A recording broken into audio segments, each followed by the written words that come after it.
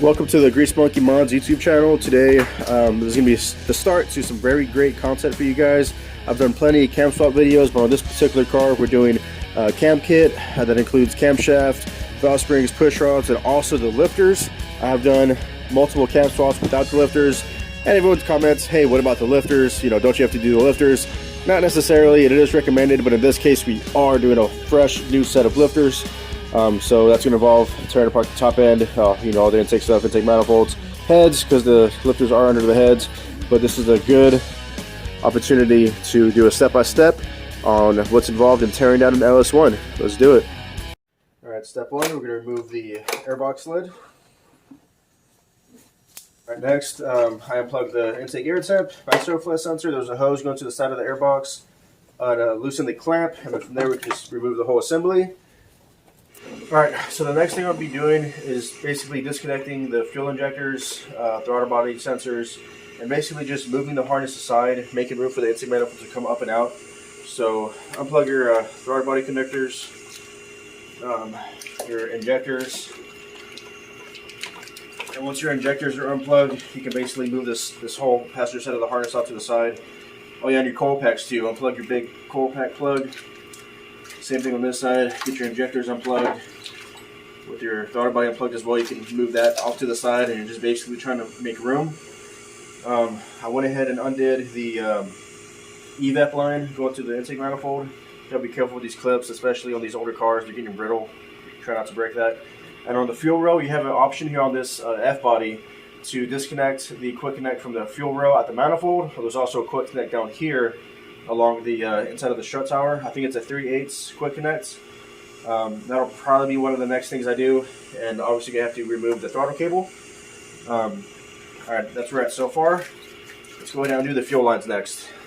Okay, so it is a 3/8 quick connect, and the way this is designed, you just slip it onto the hard line, you slip it under the quick connect fitting, it releases the springs, and you pop off the line. You might want to put a rag on here, because sometimes it can be pressured up and it'll kind of spray out a little bit. But if you do it slow, it should be okay. So I like to push the line in, push the quick connect, and then pop the line off. And you'll get some fuel leaking out just a little bit. And that's it. Can you zoom in on that?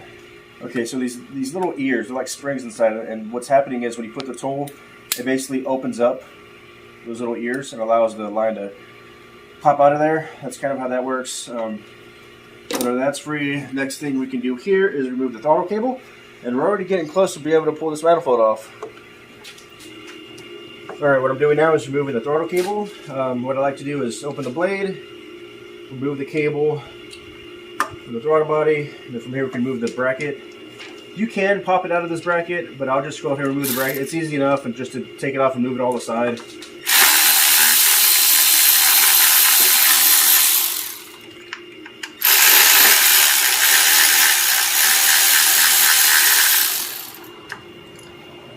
Now we have the throttle out of the way.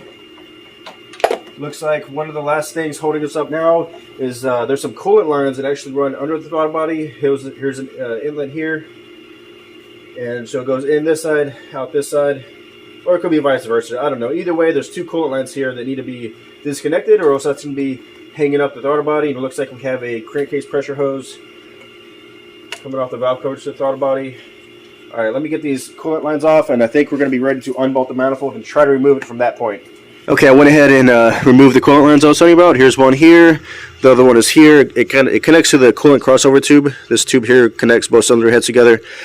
So now I'm pretty certain I can work on unbolting the 10 8mm bolts. 1, 2, 3, 4, and 5. There's 5 per side.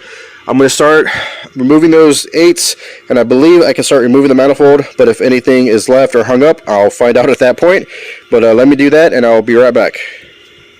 Okay, so I've got the manifold completely unbolted, so what's going to happen here is I'm going to lift it up and start to pull out. I do have the back injector still plugged in because that was hard to reach to, but I plan on pulling it out so I can access it easier and unplug it. And also, there is going to be a map sensor behind this manifold. So again, when I lift up and start to pull out, I'm going to have to disconnect that map sensor as well. It should just be that last injector and last map sensor. So let me lift this up and see what else we might run into. Let's get this manifold out of here. Okay, here we go.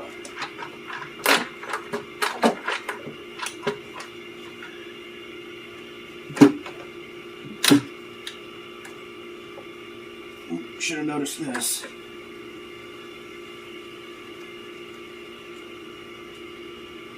This looks like some sort of PCV valve right here. I just disconnected that. Okay, I can easily see the last injector. We'll go ahead and get that out of there. And I didn't catch this, but they do have like these little safety pins. These old EV1 style injectors, you got to remove this little metal clip. And then after you remove this little metal clip, the injector connector just slides right off. That's basically the only thing holding it in place. Okay, the last injector is off. I still got to worry about the map sensor. Let's see here. Oh, and the brake booster also is plugged up behind the intake manifold. That's going to be another issue.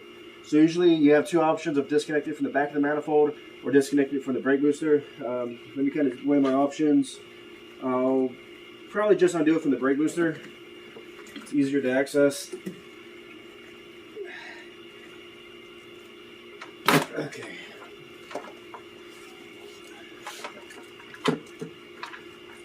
We also have our knock sensor plug back here that I forgot about. I just disconnected that.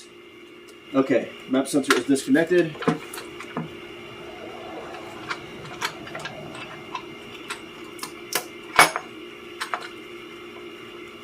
Right now, the knock sensor connector is mounted. It's like clipped onto a little bracket on the manifold. I just took that off. Looks like we've got some vacuum lines as well going to the back of the intake manifold. I'm just pulling those apart right now. Nothing complicated, nothing crazy.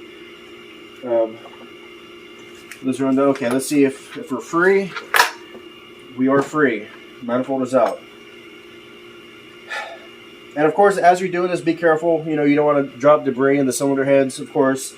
And once you get to this point, you're going to want to put something in the cylinders, especially if you're not pulling the heads off. But in this case, we are pulling the heads off because we're doing lifters. We're doing the whole 9 yards. So of course, I'm going to be cleaning up. The heads are going to be off. I'm going to clean it up thoroughly. But yeah, there's obviously quite a bit of debris here. Some bits and pieces from the. That's probably from the firewall or something. There's sludge and gunk. Just be careful. At this point, even though I am pulling it off, I think I'm going to go ahead and put something in those ports. Alright, so let's kind of do a little recap and talk about what's going to be in the next video. This video, obviously, we removed the intake manifold. Before I end this video, I went ahead and pulled off the coil pack brackets.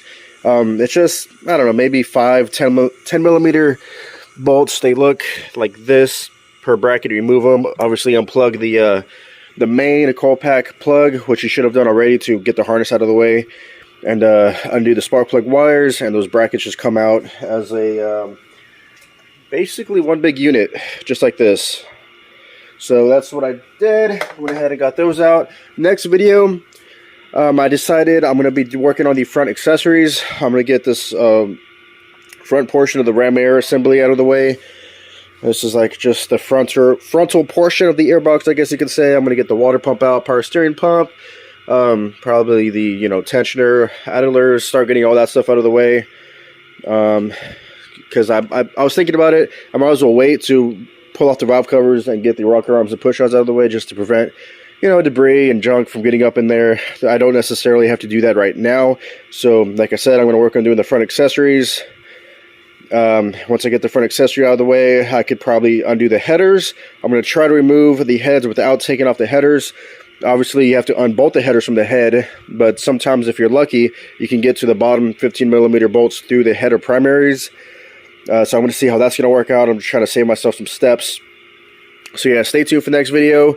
Like I said, we're doing the front accessories, and then probably in video 3, we'll probably be ready to pull the heads off of this thing. And yeah, this is an exciting project. I can't wait to finish this up and create some good content for you guys. Thanks for watching this one. I hope you stick around and watch the second episode, but thanks for watching. See you in the next one. Later.